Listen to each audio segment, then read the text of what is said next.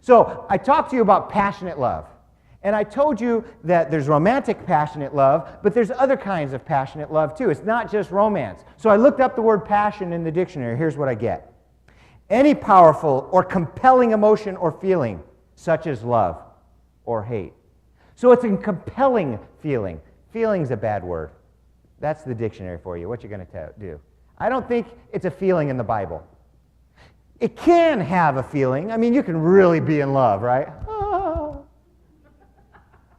But a few years go down the road, a few dirty dishes, lots of dirty diapers, a little unemployment, and where's the Right now it's just getting by day to day.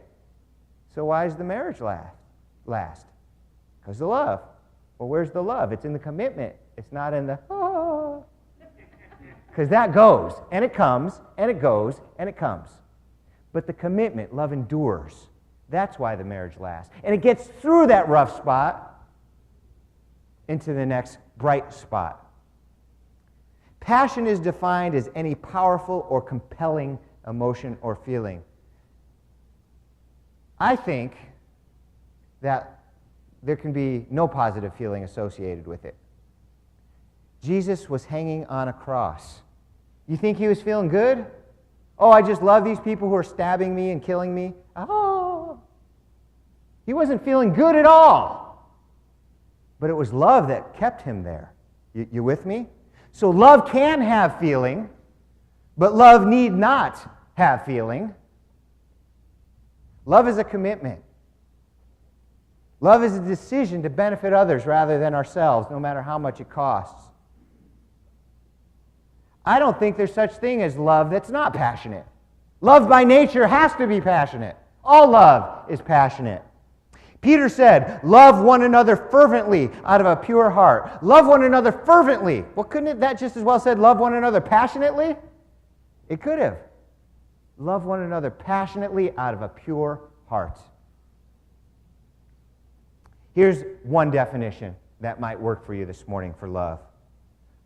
I just wrote it out in my notes, because earlier I asked you to come up with your own in your head. It's not easy to do. I've done this several times, and I always come up with a different one. But here's one for today. Love is a passionate, tireless, selfless desire to benefit others, even when doing so might be painful or costly. There is a price to love. Last week's sermon, the price of love. All right, I'm just about done. I want to close with a story to really let you know how I feel about this. Father has a son. And like most fathers, he really loved his son. They played together when he was little. He did his share of changing diapers. He ran him all over the place, took him to the parks and the playgrounds and the zoos. As he got over, he went to his sporting games, bought him clothes, bought him food, loved him, enjoyed his company. But as often happens, as the boy gets older, he wants a little independence. And Dad's not so fun anymore. In fact, I'm not even sure I like Dad anymore. Dad's got these rules and these policies, and I don't like them. They're unreasonable. And it goes from love and enjoying each other's company to tolerating each other's company, and then this boy started to hate his father's company. Wish you weren't even my dad. Said some really hurtful things and left home. Well, the parents panicked. He was old enough to leave, but he didn't have a good job. He didn't have enough money. How's he going to live? They start calling friends. Do you know where so-and-so went? No, I haven't seen him. You're lying, aren't you? I'm sorry, I don't want to get involved. Go through the entire phone book of friends that he has. Nobody will say anything. Nobody knows anything. A week passes, 2 weeks pass, 3 weeks pass, 4 weeks pass. 3 months pass. A year passes. Year and a half. 2 years pass. They hear nothing from this child they love. All of the bad thoughts have gone through their head. He's dead. He's been kidnapped. He's on drugs, something. We don't know what. After 2 years, they get a message that he's been incarcerated in a third world country's jail on drug charges. And they can ransom him. They use the word bail. You can get him out for $100,000. $100,000? Well, this wasn't a rich family. Well, let's see. If we sell our house and then sell the cars and everything in the house, borrow another 10 grand, that should be just enough. We can do this. They don't even wonder if they should. They're going to do it. You know, maybe if he was in an American prison, they wouldn't do that. But who knows what's happening to him over in that country. So they sell their house, they sell their cars, they sell all their possessions, they put it into cash, they get onto an airplane, and they fly over to this evil-looking country where everything's dilapidated and everybody looks scary to them, and they start walking with their briefcase to the prison. But before they get to the entrance, they get jumped. The father gets beaten and robbed. $100,000 in cash, gone. Now what? Can't ransom his son. They don't have a house or car. But worse than anything, they can't help their son. So he walks to the prison anyway. He's all bloodied and beat up. He was right at the gate. And he goes to talk to the chief jailer, the warden. And the warden's kind of snickering.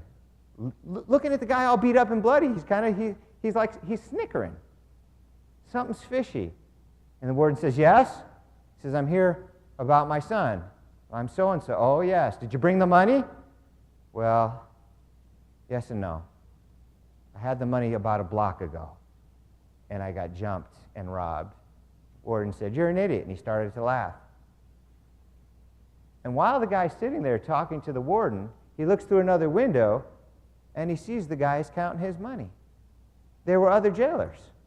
Warden says, well, you can't have your son if you didn't bring the ransom. It'll be $100,000. The guy said, listen, I know you've got my money. I sold my house, I sold my car. Can't I please have my son back? Yes, for $100,000.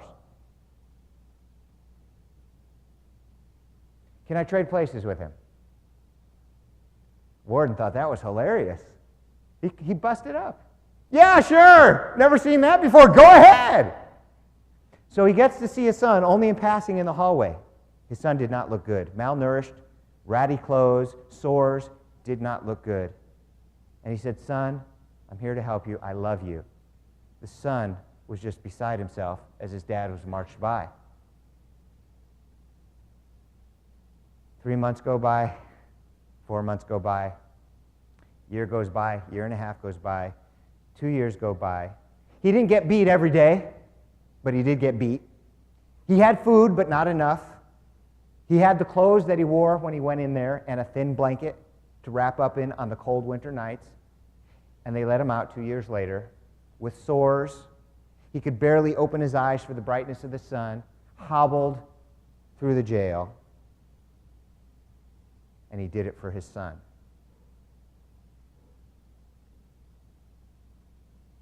If this was your story, and you were not the father but the son, what would you say to your dad when he got home?